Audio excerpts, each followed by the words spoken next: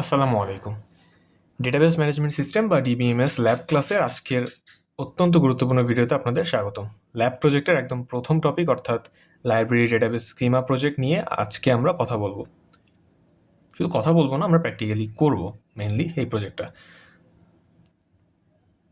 আর আমরা শুধু মুখস্থ কোড না দেখিয়ে একদম শুরু থেকে পিসি সেটআপ সহ দেখিয়ে আমরা কাজটি সম্পন্ন করব। তাই আজকের এই ভিডিওতে আমরা দেখব কিভাবে XAMPP ডাউনলোড এবং ইনস্টল করতে হয়, কিভাবে লোকাল হোস্টে PHP মাই অ্যাডমিন চালু করতে হয় এবং সব শেষে সম্পূর্ণ DDL কোড লিখে প্রাইমারি কি ও ফরেন কির মাধ্যমে টেবিলগুলোর মধ্যে রিলেশনশিপ তৈরি করতে হয়। আপনি যদি ডেটাবেসে একদম নতুন হয়ে থাকেন তাহলে এই ভিডিও দেখার পর আপনি নিজেই পুরো ল্যাব প্রজেক্ট রেডি করতে পারবেন।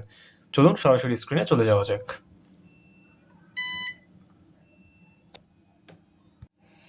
সবার প্রথমে আমাদের পিসিতে একটি লোকাল সার্ভার এনভায়রনমেন্ট তৈরি করতে হবে। এর জন্য আমরা ব্যবহার করব XAMPP। ব্রাউজারে এসে XAMPP ডাউনলোড লিখে সার্চ করলেই প্রথমে আমরা অফিসিয়াল ওয়েবসাইটটি পেয়ে যাব। এখানে ক্লিক করে ভেতরে ঢুকলেই উইন্ডোজ, লিনাক্স ও ম্যাকের জন্য আলাদা ভার্সন দেখতে পাবেন।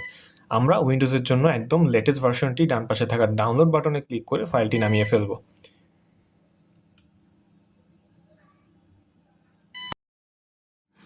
যদিও আমার এখানে ফাইলটা আগে থেকে ডাউনলোড করা রয়েছে। ডাউনলোড হওয়া ফাইলটির ওপর ডাবল ক্লিক করলে একটি ওয়ার্নিং পপআপ আসতে পারে, ঘাবড়ানোর কিছু নেই, জাস্ট ওকে প্রেস করুন। এরপর আমরা আমাদের সামনে সেটআপ উইন্ডো দেখতে পাবো। আমরা পরপর নেক্সট বাটনে ক্লিক করতে থাকবো। ফাইলটির লোকেশনটি ডিফল্ট হিসেবে সি ড্রাইভে থাকবে এবং এটি এভাবে রেখেই আমরা নেক্সট চাপবো এবং ইনস্টলেশন শুরু করে দেবো। পিসির কনফিগারেশন ভেদে এটি কমপ্লিট হতে 2 থেকে 3 মিনিট সময় নিতে পারে। ইনস্টলেশন সফলভাবে শেষ হলে আপনার সামনে এই XAMPP কন্ট্রোল প্যানেলটি ওপেন হবে। এখন ডেটাবেস নিয়ে কাজ করার জন্য আমাদের অত্যন্ত জরুরি দুটি সার্ভিস চালু করতে হবে। প্রথমে অ্যাপাচি এর সোজাসুজি থাকা স্টার্ট বাটনে ক্লিক করুন।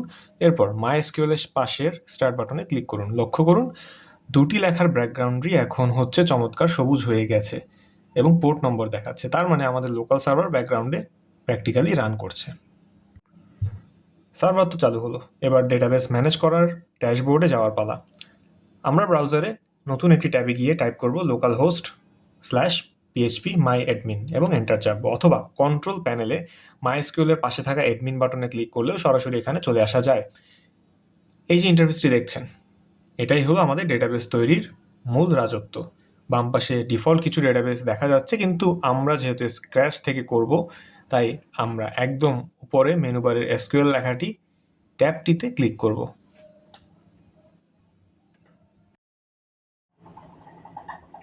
ল্যাব ক্লাসে সবসময় কোড লিখে ডেটাবেস তৈরি করে শেখানো হয়, যাকে আমরা DDL বা ডেটা ডেফিনেশন ল্যাঙ্গুয়েজ বলি। প্রথমে আমরা আমাদের লাইব্রেরির প্রজেক্টের জন্য একটি ডেটাবেস তৈরি করে নেব এবং সেটি তৈরি করার জন্য আমাদের প্রথম যে কোডটি হবে সেটি আপনারা স্ক্রিনে এখন দেখতে পাচ্ছেন।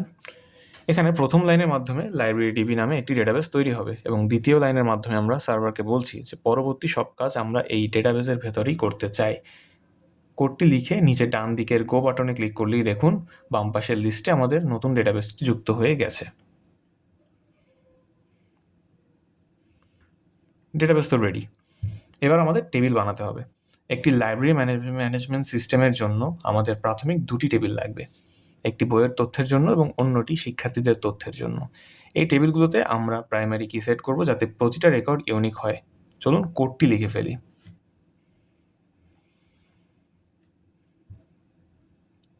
এই কোডটিতে এখন লক্ষ্য করুন, প্রাইমারি কি বুক আইডি এবং প্রাইমারি কি স্টুডেন্ট আইডি লেখার মাধ্যমে আমরা নিশ্চিত করলাম যে একই আইডির দুটি বই বা দুজন স্টুডেন্ট এই ডেটাবেসে কখনোই এন্ট্রি হতে পারবে না। কোডটি লিখে আবার গো বাটনে ক্লিক করব, ব্যাস আমাদের দুটি মাস্টার টেবিল তৈরি শেষ।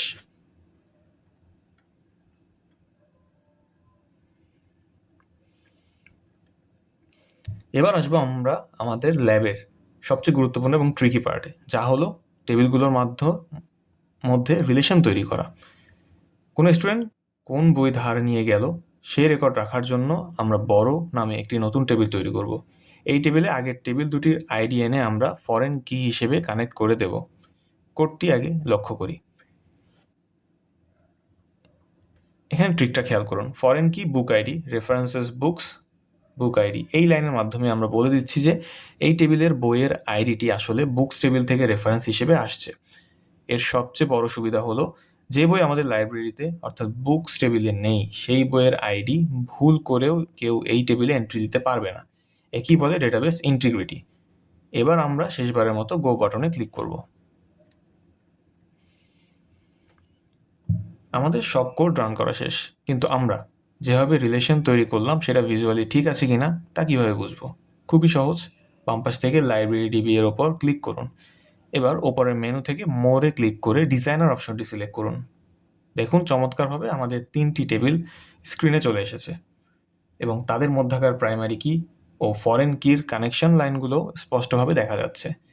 আপনার ল্যাব ফ্যাকাল্টি বা শিক্ষক কিন্তু এই ডিজাইনার ভিউটি দেখলেই বুঝবেন আপনার কাজ 100% নিখুঁত হয়েছে।